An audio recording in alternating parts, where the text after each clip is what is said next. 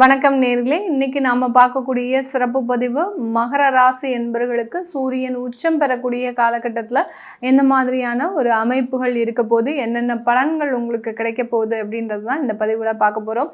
சூரியன் மேஷ ராசிக்கு பயிற்சியாகி வரக்கூடிய ஒரு காலகட்டம் தான் இந்த சூரியன் உச்சம் அடையக்கூடிய ஒரு தருணம். இது ஏப்ரல் மாதம் 14ஆம் தேதி நடைபெற போகுது. இந்த ஏப்ரல் மாதம் 14ஆம் தேதி வரக்கூடிய அந்த சூரியன் மேஷ ராசியில் உச்சம் பெற்று ஒரு மாத காலகட்டத்திற்கு அந்த இடத்துல இருக்கிறார்.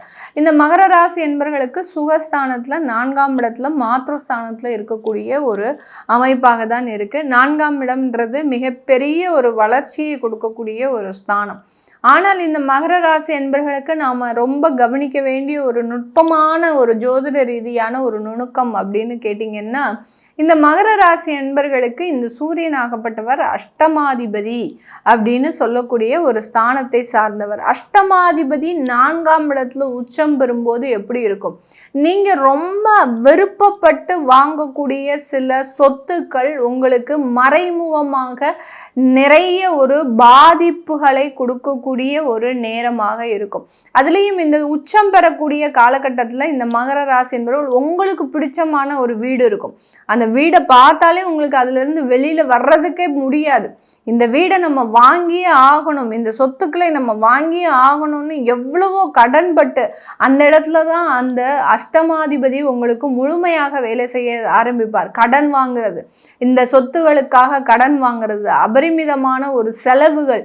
நீங்கள் ஒரு பட்ஜெட் போட்டிருப்பீங்க, ஒரு 50 லட்சம் வீடு வாங்கலாம் அப்படின்னு பார்த்தீங்கன்னா அது 80 லட்சத்துக்காக மாறுறது, அப்படியே ஒரு மடங்கு அது அப்படியே அதிகரிக்கக்கூடிய ஒரு தருணமாக இருக்கும். இப்படியெல்லாம் இந்த அஷ்டமாதிபதி அந்த மேஷ ராசியில் இருக்கும்போது, 4ஆம் இடத்துல இருக்கும்போது சில பாதிப்புகளையும் கொடுக்கக்கூடிய ஒரு தருணம். அப்போ நாங்கள் மகர ராசி என்பவர்கள் சொத்தை வாங்கக்கூடாதா?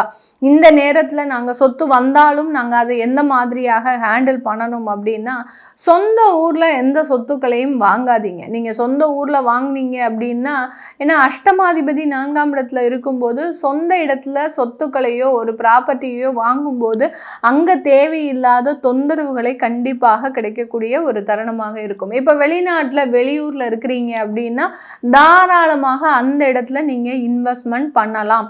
பண்ணுனீங்க அப்படின்னா அதிகப்படியான வளர்ச்சிகள் இருக்கக்கூடிய ஒரு நேரமாக இருக்கும். இப்போ சூரியனாகப்பட்டவர் 4ஆம் இடத்துல தான் இருக்கிறார், 8ஆம் இடத்துல கிடையாது. ஆனால் அவர் அஷ்டமாதிபதி அப்படின்றதுனால கொஞ்சம் கேர்ஃபுல்லாக அந்த நம்மளுடைய சொத்துக்களை வாங்கும்போது ரொம்ப கவனமாக இருக்க வேண்டிய ஒரு நேரமாக இருக்கும். இந்த இடத்துல மாத்ருஸ்தானத்திலையும் இருக்கிறதுனால தாயாரினுடைய முழு சப்போர்ட்டும் இந்த மகர ராசி என்பவர்களுக்கு கிடைக்கக்கூடிய ஒரு நேரமாக இருக்கும். முழு சப்போர்ட் அப்படின்ற போது அவங்கக்கிட்ட இருந்து ஏதாவது உங்களுக்கு ஒரு நல்லது நடக்கணும், அவங்கக்கிட்ட இருந்து ஏதோ ஒரு பண ரீதியான சில விஷயங்கள் நீங்கள் எதிர்பார்த்துட்டு இருக்கிறீங்க அப்படின்னா கண்டிப்பாக அந்த தாயின்ற உறவு பார்த்திங்கன்னா உங்களுக்கு முழுமையாக சப்போர்ட் பண்ணக்கூடிய ஒரு நேரமாக தான் இந்த மகர ராசி என்பவர்களுக்கு இருக்க போது. இந்த மகர ராசி என்பவர்களுக்கு இந்த இடத்த மாத்திரம் நம்ம பார்த்தா போதுமா? பக்கத்துலலாம் பார்த்தீங்கன்னா 2ஆம் இடத்துல ராகு பகவான், 3ஆம் இடத்துல சனி பகவான், அவங்கெல்லாம் எப்போதும் இருப்பாங்க. இந்த இடத்துல அதாவது இந்த ஒரு மாத காலகட்டத்திற்கு சூரியன் தான் வலுவாக செயல்படக்கூடிய ஒரு தருணம். அதே மாதிரி இந்த சூரியனாகப்பட்டவர் 4ஆம் இடத்திலிருந்து உங்களுடைய 10ஆம் இடத்தை பார்வையிடுகிறார். 10ஆம் இடம்ன்றது கர்மஸ்தானம்.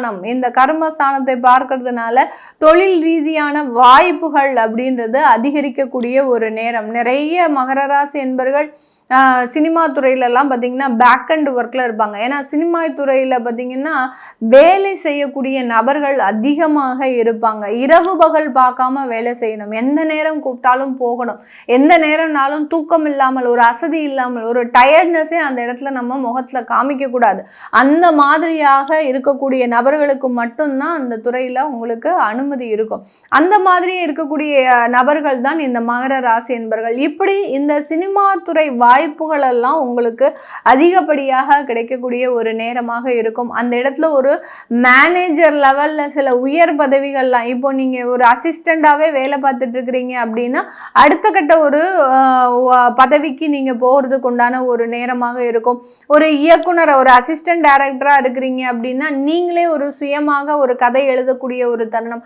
இந்த மாதிரியான அடுத்தடுத்த ஒரு வாய்ப்புகளை நோக்கி பயணிக்கக்கூடிய ஒரு நேரமாக தான் இந்த மீடியா துறையில் இருக்கக்கூடிய இருக்கக்கூடிய நபர்களுக்கு மிகப்பெரிய அளவுக்கு ஒரு முன்னேற்றங்களை அந்த கர்ம ஸ்தானாதிபதி உச்சம் பெறும்போது இந்த மாதிரியான சில வாய்ப்புகளை எல்லாம் கொடுக்கறதுக்கு உண்டான ஒரு நேரமாக இருக்கும்.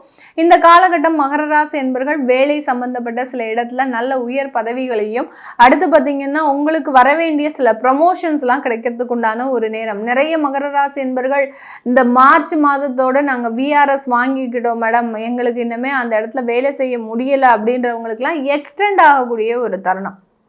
அதாவது நம்ம என்னமே ஒரு 3 மாதத்திற்கு நோட்டீஸ் பீரியட் கொடுத்துட்டு விஆர்எஸ் வாங்கிடலாம் அப்படின்னு நினச்சவங்களுக்கு இந்த மாதத்துலேருந்து அந்த உங்களுடைய பணியாகப்பட்டது விரிவாக்கம் அடைவதற்குண்டான ஒரு நேரம்.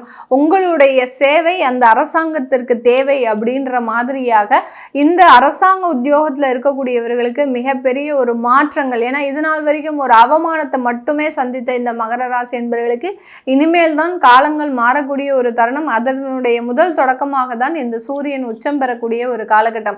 இந்த மாதிரியான சில பலன்களை நீங்க உங்களுடைய சுய ஜாதகத்துல பார்க்கும்போது மிகவும் ஒரு தெளிவான ஒரு கணிப்புகள் அப்படின்றது கண்டிப்பாக கிடைக்கும். ஏன்னா நிறைய அரசாங்க உத்தியோகத்தில் இருக்கக்கூடியவர்கள் வேலை இடமாற்றத்திற்கு எதிர்பார்த்துட்டு இருக்கிறாங்க.